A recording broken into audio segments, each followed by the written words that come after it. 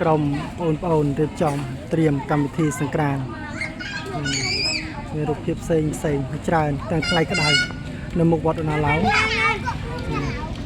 នោះសត្វអីគេទេនោះសង្ក្រាន្តបាទវិជានេះភាពអូនរៀបចំស្អាតហើយក្តៅអត់ស៊ូកងោកចំកងោកក្បត់កតុយចឹង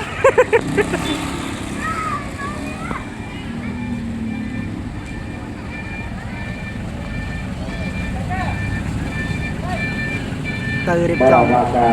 ពីផ្សាររាត្រីមកអូនជុំគ្នាកំពុងរៀបចំដើម្បីសម្ដែងនៅល្បែងល្ងាចនេះបា